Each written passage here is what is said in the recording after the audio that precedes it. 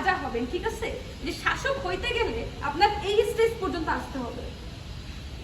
আচ্ছা, প্রত্যেকটা নিয়ে ভেঙে ভেঙে আলোচনা করতেছে, তাহলে আরো বেশি রিলেটেবল ফিল হবে। প্রথমত 21 থেকে 30 বছরের বিজ্ঞান আসলে কি কি পড়বো? তখন তো আসলে যে ফিজিক্স, কেমিস্ট্রি, বায়োলজিকে আমরা আলাদা আলাদা রূপায়ণ ভাবে দেখি না, বাট উনি বলে এখানে আমাদেরকে জ্যামিতি শিখতে হবে, ভূগোল শিখতে হবে, জ্যোতির্বিদ্যা শিখতে হবে।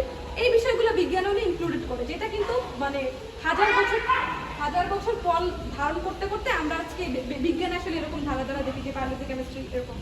উনি এটাকে তখন ওই সময়কার একসাথে একভাবে দেখছে। তার মানে বিজ্ঞানে কি কি বিষয় থাকবে তো আমরা বুঝতাম, জ্যোতির্বিদ্যা থাকতে পারে, ভূগোল থাকতে পারে, হ্যাঁ, তার পদার্থবিজ্ঞান থাকতে পারে, গণিত থাকতে পারে, মানে যা যা আমরা বিজ্ঞানে দেখি আজ এখন যুগে এসে। বিজ্ঞান ক্লিয়ার? আচ্ছা, 10 একটা কাহিনী ছিল না যে পিথাগোরাস বিখ্যাত দার্শনিক, হ্যাঁ, সে পিথাগোরাস একটা বিখ্যাত তার যে একাডেমি ছিল, তার যে লার্নিং সেন্টার ছিল, সেখানে মানে প্লাকার্ড দিয়ে লেখা ছিল যে যে জ্যামিতি জানে না সে এখানে প্রবেশ করবে না। হ্যাঁ হ্যাঁ, এরকম একটা লেকচার পিথাগোরাস যখন আমরা পড়তে গেছি তখন আমরা এরকম দেখছিলাম আর কি। তো বিজ্ঞান হচ্ছে আমরা এই পার্টগুলো পড়বো, আমি আর ভেঙে ভেঙে দেখালাম না, কারণ বিজ্ঞানের সাথে সবাই আমরা অত্যাধিকভাবে 50। এইখানে আপনি কি করবেন, এখানে হচ্ছে এইটা হচ্ছে উচ্চতরের মেইন বেস পয়েন্ট।